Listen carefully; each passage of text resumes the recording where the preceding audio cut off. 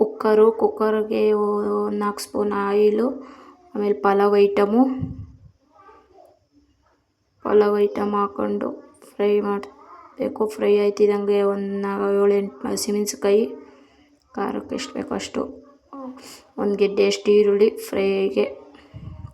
Fry ಆಯ್ತಿದ್ದಂಗೆ 1-2 tomato ಹಣ್ಣು ಸಣ್ಣಕ್ಕೆ ಕಚ್ ಮಾಡಿಕೊಂಡಿದ್ದ ಟೊಮೊಟೊ ಹಣ್ಣು ಹಾಕಿ ಫ್ರೈ ಮಾಡಬೇಕು.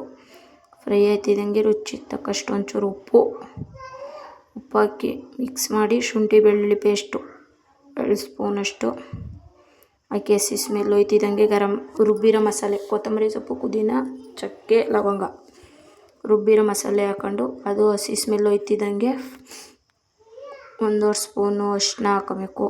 ಹಸಿ ಸ್ಮೆಲ್ ಕೊತ್ತಂಬರಿ ಸೊಪ್ಪು ಹಾಕಿದೆ, ಅದು ಸ್ಮೆಲ್ ಹೋಯ್ತಿದ್ದಂಗೆ 1.5 ಸ್ಪೂನ್ ಅರಿಶಿನ ಹಾಕಿ, ಆಮೇಲೆ 1 ಸ್ಪೂನು ಗರಂ ಮಸಾಲ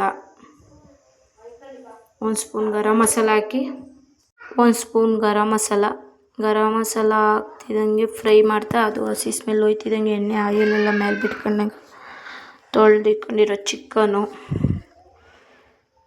ಅರ್ಧ kg ಅಕ್ಕಿಗೆ ಅರ್ಧ kg ಚಿಕನ್ ಹಾಕ್ಕೊಂಡು 1 ಪ್ಯಾಕ್ ಬಿರಿಯಾನಿ ಪೌಡರ್ ಮುಚ್ಚಬೇಕು. ನೀರು ಕುದಿಬೇಕು. ನೀರು ಕುದ್ದಿ ಆದಮೇಲೆ ಓಪನ್ ಮಾಡಿ ಅಕ್ಕಿ ಹಾಕಬೇಕು. ಅಕ್ಕಿ ಹಾಕ್ಕೊಂಡು ಮಿಕ್ಸ್ ಮಾಡಿ, ಚೆನ್ನಾಗಿ ಅಕ್ಕಿ ಹಾಕಿದ್ದೀನಿ. ಮಿಕ್ಸ್ ಮಾಡಿದ್ಮೇಲೆ ನೀರು ಕುದೀತಿದ್ದಂಗೆ ತಿರ್ಗಾ ಕುಕ್ಕರ್ ಕ್ಲೋಸ್ ಮಾಡಿ